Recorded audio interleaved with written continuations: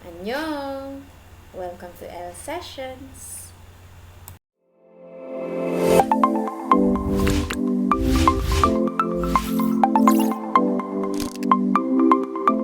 One of the things we sometimes need to do in Excel is work with values that are sitting in different worksheets.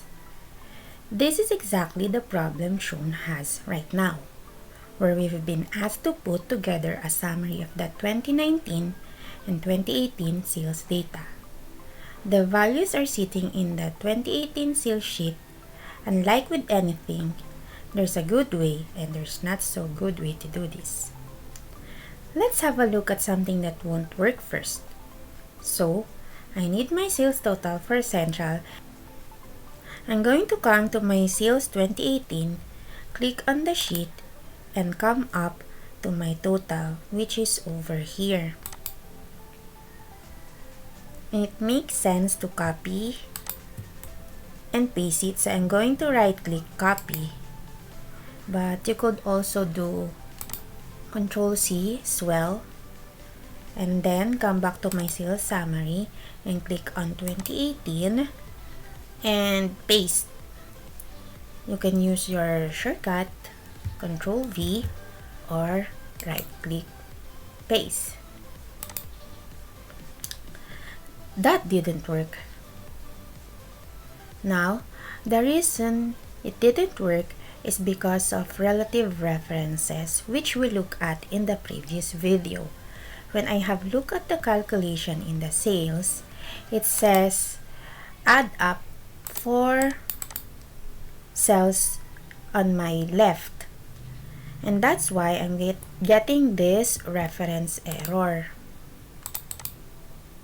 because there are no cells there are no four cells on my left.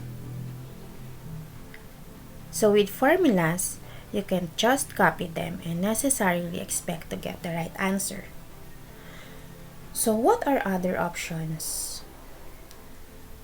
Well, what some people may think is the obvious choice is to come and actually get the value and just type it in or copy the value in.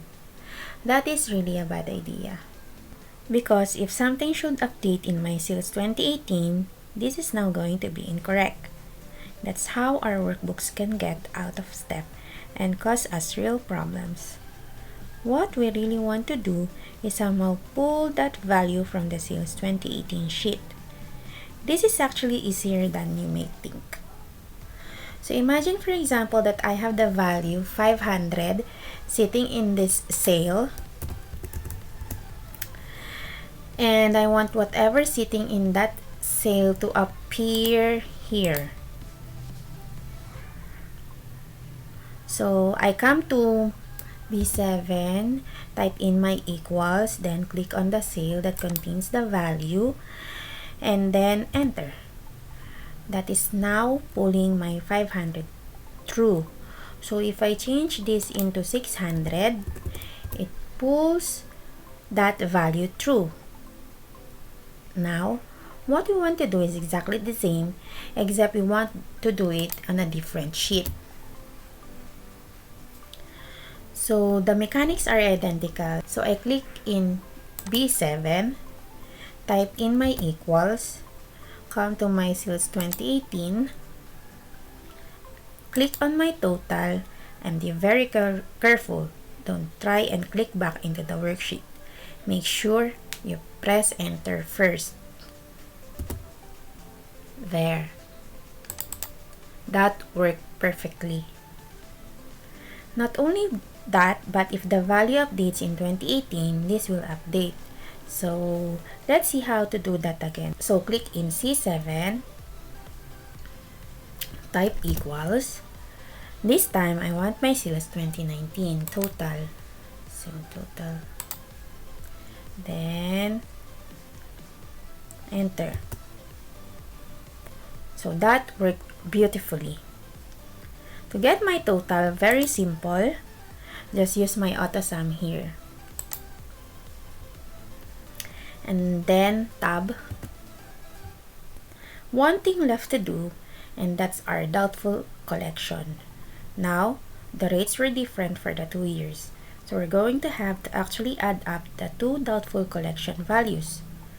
Pretty much the same thing we did before, except we're throwing a little calculation into the mix. So I start with my equals, click into sales 2018, then click on the doubtful to be collected. Now I have to type my plus. If you have a look at my formula bar here, you can see that what I'm doing. Then I come to sales 2019 and I click on my doubtful accounts to be collected. This is the most important part. Do not attempt to click back into the summary data. It's like clicking on another cell halfway through a calculation. It will break your calculation. So you're finished, you just pressed enter. Now I'm back in my worksheet and my doubtful collection has been collected. Just as we've done in the past, we can select all of those values. Relative references works even across sheets, and I drag it down. And there is my sales summary drawing data from other workbooks. To get my total here, nice little shortcut, going to select all 4 sales and click on my AutoSum.